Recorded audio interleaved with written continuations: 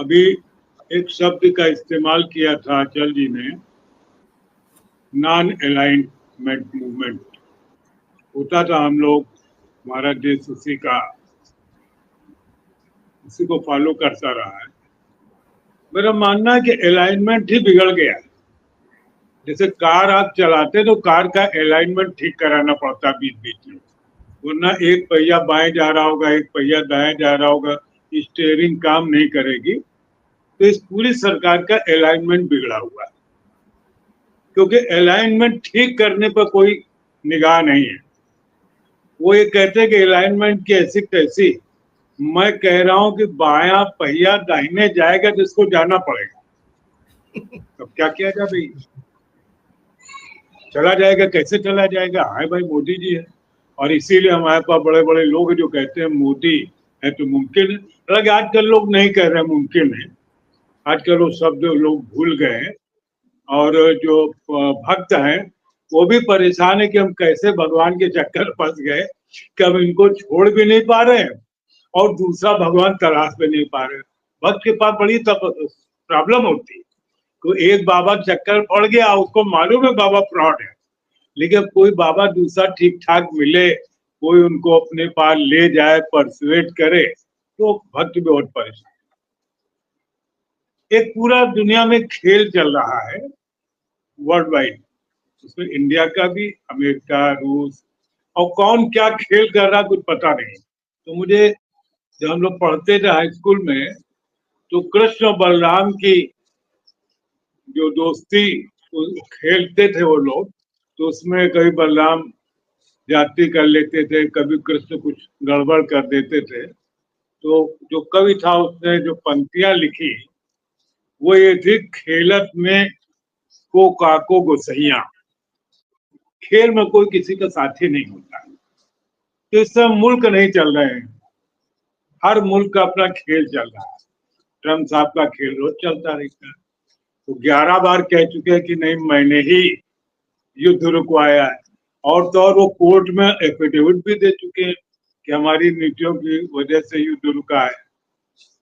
Trump साहब ने Zelensky से सौदा खेल कर लिया, उनकी रेयर अर्थ पर समझौता कर लिया, और असली खिलाड़ी तो इस समय भाई जेलेंस्की है, जिन्होंने इतने बड़े शक्तिशाली पुतिन, जिनके बारे में रसा में प्रचार किया जाता है, ये आदमी पिछले 300-400 साल से क्या कहते हैं, यही रूस का भला करने के लिए जन्म ले रहा है। हमारे यहाँ तो नॉन बायोलॉजिकल हो जाते हैं, वहां भी बायोलॉजिकल का मामला है।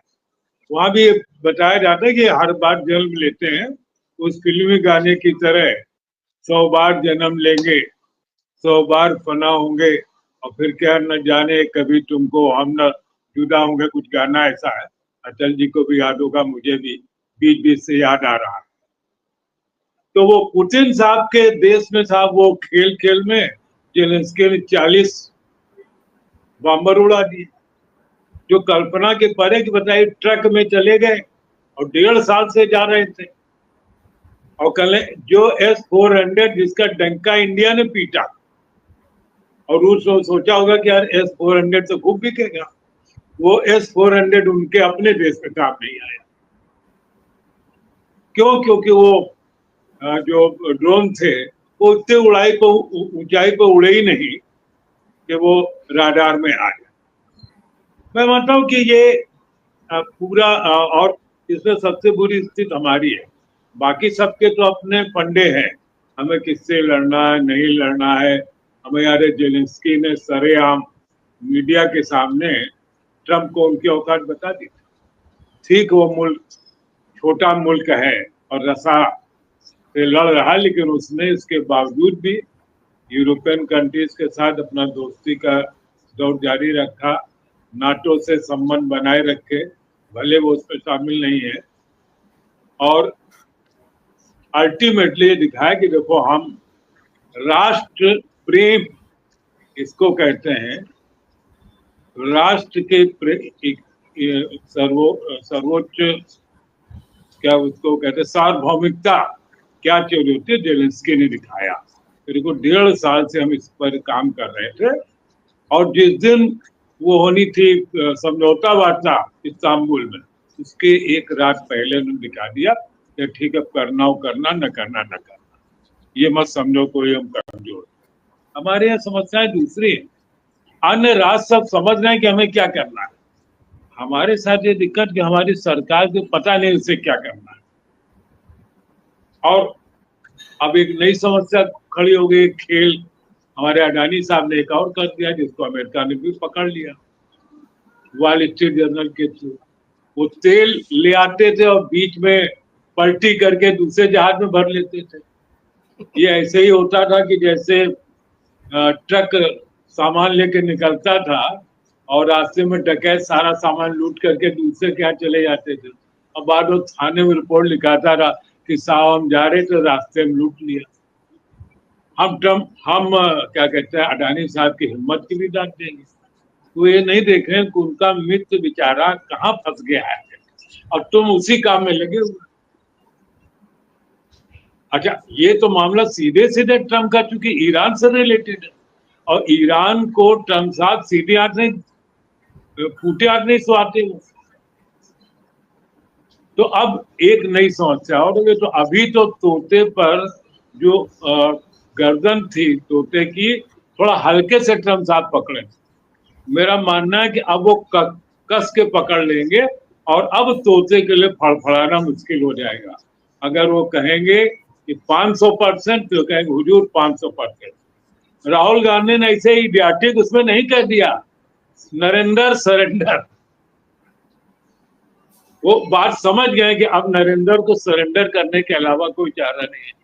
और नरेंद्र वो कहते हैं no, all of you surrender, I will do blunder and blunder but not surrender.